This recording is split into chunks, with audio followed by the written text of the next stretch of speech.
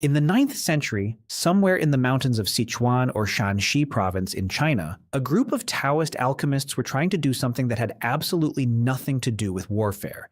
They were trying to live forever. Convinced that the right combination of minerals could produce an elixir of immortality, they spent years mixing, heating, and experimenting with whatever substances they could get their hands on, following recipes passed down through generations of mystical and medicinal tradition. At some point, one particular batch combined 3 ingredients: saltpeter, charcoal, and sulfur. And instead of granting eternal life, that mixture did something considerably more dramatic. It exploded. There are accounts of singed beards and burned down workshops scattered through the early historical record, which tells you everything you need to know about how that first encounter actually went. Nobody in that room was trying to invent a weapon. They called the resulting substance huo yao, meaning fire medicine, a name that still carries the faint, slightly embarrassing memory of its original purpose as a failed pharmaceutical rather than a future engine of conquest. And yet that one accidental, beard-singeing batch of failed immortality medicine eventually became the single most consequential chemical discovery in the history of human conflict, the seed from which every gun, every cannon, and eventually every firearm on Earth would grow. So how did humans get from a failed potion in a Taoist alchemy lab to the firearm? The answer takes us through bamboo tubes strapped to spears, a siege that proved the new technology actually worked. Several centuries of careful refinement and a slow, steady migration of knowledge across an entire continent that eventually reshaped the balance of power on every inhabited landmass on Earth. Let's start with what that early gunpowder mixture actually was, in the simplest possible terms, because understanding the basic chemistry helps explain why everything that followed happened the way it did. The mixture those alchemists stumbled onto combined potassium nitrate, known as saltpeter, with charcoal and sulfur, in roughly a 75 to 15 to 10 ratio by weight. The saltpeter functioned as an oxidizer, meaning it released oxygen rapidly when heated, feeding an extremely fast combustion reaction that produced a sudden, violent expansion of gas. That expanding gas is the entire secret behind everything gunpowder would eventually be used for, whether that meant launching fireworks into the night sky or eventually launching a metal projectile out of a tube with enough force to punch through armor. In its earliest documented uses, gunpowder wasn't weaponized at all. It was used for fireworks, smoke signals, and festival entertainment, exactly the kind of celebratory, decorative application you'd expect from something originally discovered by monks chasing immortality rather than military engineers chasing battlefield advantage. For generations, ordinary people across China encountered this substance primarily as spectacle rather than threat, lighting up festivals and religious ceremonies with bursts of color and noise that had nothing to do with combat at all. That changed once military commanders during the Song dynasty got a look at what this volatile new substance could actually do. Between the 10th and 12th centuries, Chinese engineers developed something called the huo qiang, or fire lance. And the design was genuinely about as simple as a weapon could possibly be. Take a length of bamboo, strap it firmly to the end of a spear, pack the tube with gunpowder, and light it during close combat. The result was a polearm that spewed flame and burning debris directly at anyone within arm's reach, turning an ordinary spear into something considerably more terrifying to face in a melee. Defenders used fire lances during the siege of Daean in 1132 against attacking forces climbing their walls, and by every account the weapon worked exactly as intended, scorching and disorienting attackers in a way conventional spears simply couldn't match. The psychological effect alone was significant. Soldiers who had spent their entire lives training to fight with blades and spears suddenly found themselves facing an enemy who could project fire itself, and that kind of shock often mattered as much on a medieval battlefield as the actual physical damage inflicted.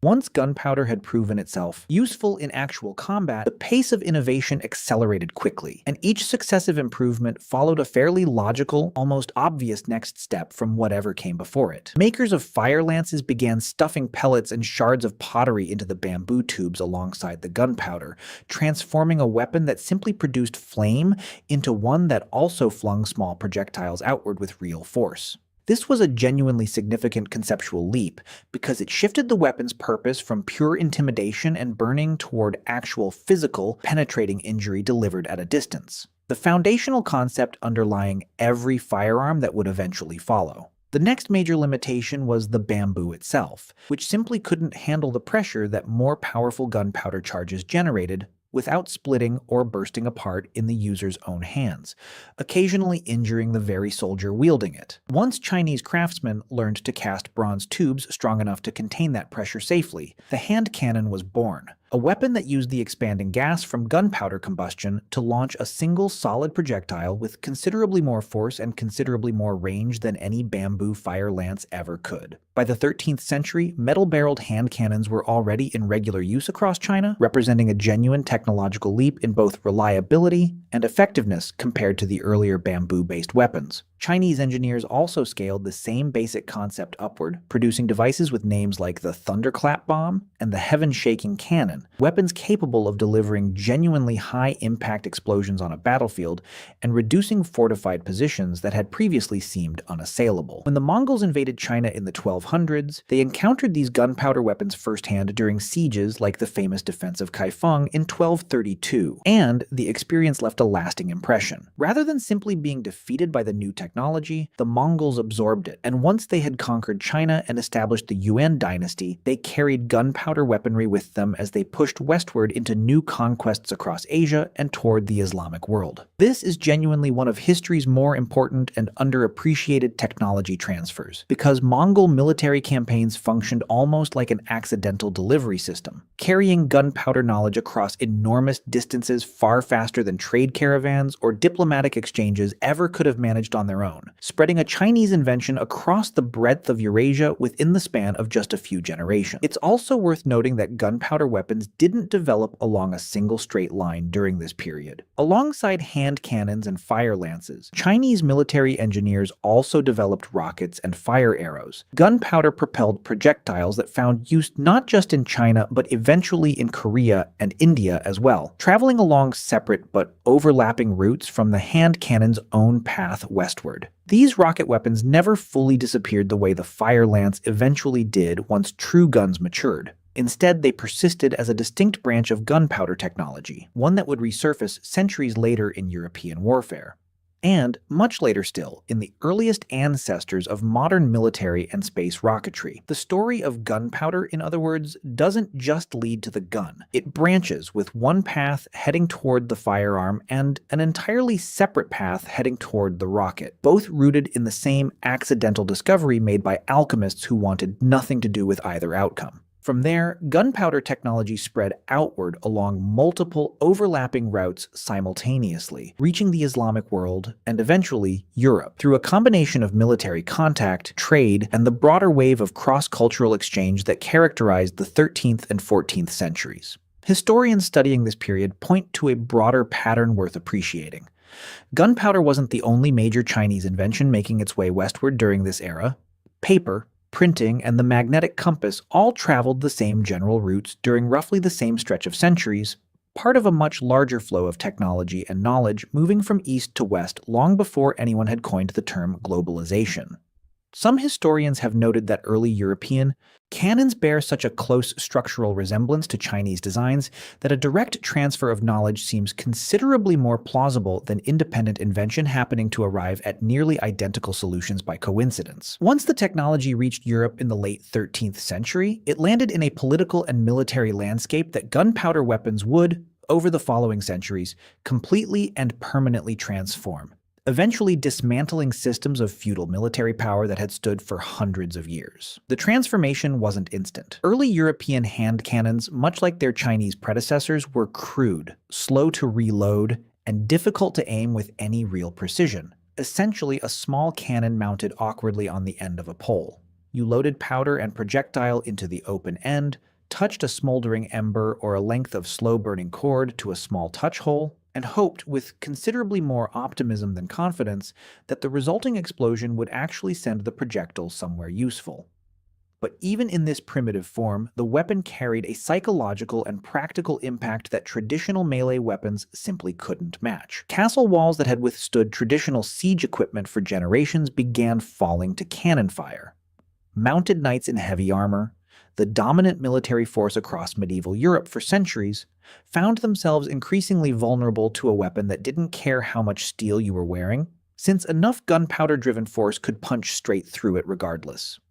The entire social and military order built around expensive, heavily armored cavalry began to wobble, because a relatively cheap weapon in the hands of a far less expensively trained soldier could now neutralize an opponent who had spent a lifetime and a fortune preparing for combat in the traditional way. This shift had consequences far beyond the battlefield itself, reshaping the very architecture of European warfare.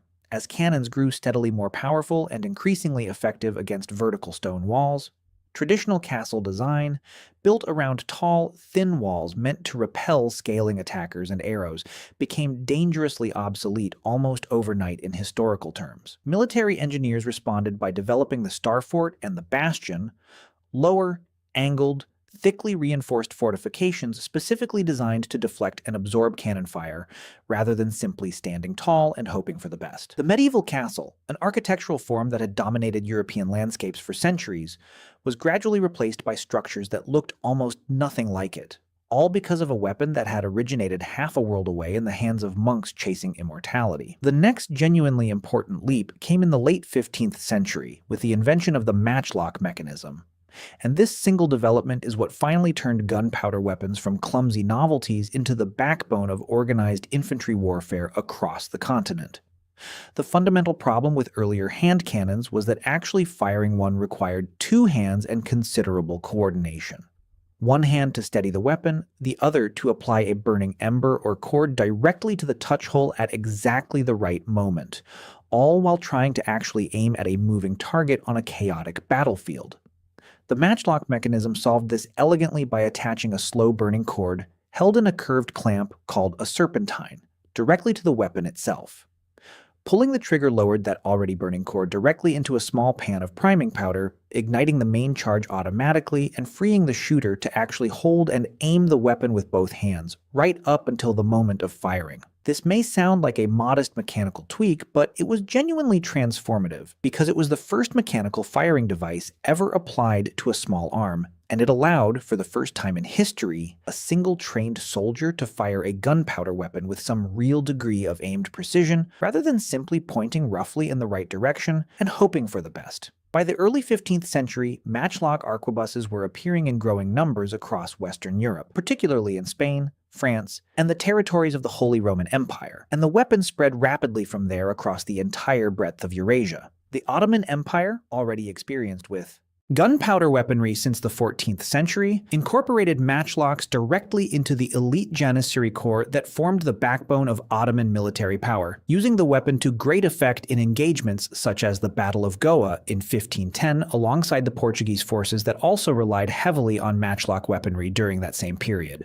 In 1543, Portuguese traders introduced matchlock technology to Japan, where local gunsmiths refined the design so thoroughly that Japanese matchlocks, known as Tanegashima, came to be regarded as some of the finest crafted firearms anywhere in the world during that period, prized for their precision and craftsmanship even by European observers. China itself, having started this entire chain of innovation centuries earlier, ended up reabsorbing an improved version of its own original invention, developing matchlock weapons known as birding guns, specifically to counter ongoing Mongol incursions along its northern frontier, a genuinely strange and fitting historical loop for a technology that began as a failed immortality potion in that same general region. Matchlock muskets eventually became heavy, powerful enough to need a forked rest just to support the barrel while aiming, weighing as much as 25 pounds in some configurations, but capable of punching through plate armor at ranges that made traditional swords and pikes increasingly irrelevant on an open battlefield. Because reloading and firing a matchlock took considerable time, and because the weapon left the user briefly vulnerable during that process,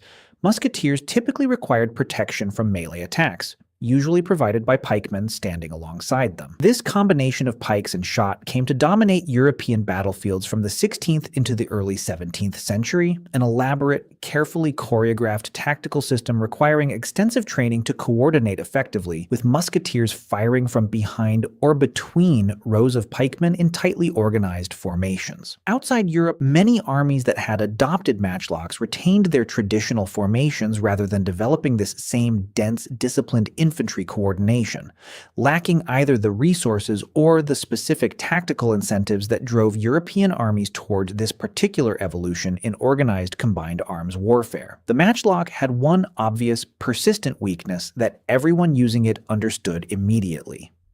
It required an open, slow-burning flame at all times, which made it nearly useless in wet weather, gave away a soldier's position in darkness, and required constant management of burning cord even when nothing was happening on the battlefield at all. The solution arrived gradually, through several intermediate steps worth understanding. The wheel lock, developed in the early 16th century, used a spring-loaded wheel spinning rapidly against a piece of pyrite to generate sparks, eliminating the need for a constantly burning match entirely. This made wheel locks considerably more practical for cavalry who needed a weapon they could carry loaded and ready without tending an open flame while on horseback, and German mercenaries along with English cavalry units became particularly associated with this mechanism during the 16th and early 17th centuries. But wheel locks were expensive and mechanically complex to manufacture, which kept them from ever fully replacing the cheaper, simpler matchlock among ordinary infantry who continued carrying the older, more affordable design well into the following century, even as wealthier cavalrymen rode with the more advanced alternative.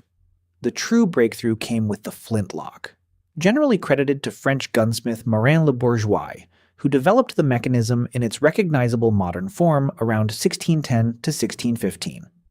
The flintlock used a spring-loaded hammer holding a piece of flint which struck a steel surface called a frizzen to generate sparks directly into the priming pan, igniting the charge. It was faster to operate than a matchlock, dramatically more reliable in poor weather, and required no open flame to maintain at all, which also meant soldiers no longer gave away their position in the dark simply by carrying a lit weapon. By the 1630s, the flintlock mechanism had spread rapidly across Europe, with the Dutch States Army among the first to formally adopt it as a standard-issue infantry weapon, and within a few decades it had become the dominant firearm mechanism across essentially every major European military, a position it would hold for roughly 2 centuries, right through the colonial expansion, the Napoleonic Wars, and the American Revolution that followed, where flintlock muskets carried by both colonial militias and British regulars defined the entire conflict from start to finish. The flintlock's arrival coincided with another genuinely important innovation, the socket bayonet introduced in the late 17th century, which attached around the outside of the barrel via a metal ring rather than plugging directly into the muzzle the way earlier plug bayonet designs had, which rendered the gun unable to fire while the bayonet was actually attached. This seemingly small change meant a soldier could fix a bayonet to his musket and still fire it normally, combining ranged firepower and close combat capability in a single weapon for the first time. The practical effect was enormous.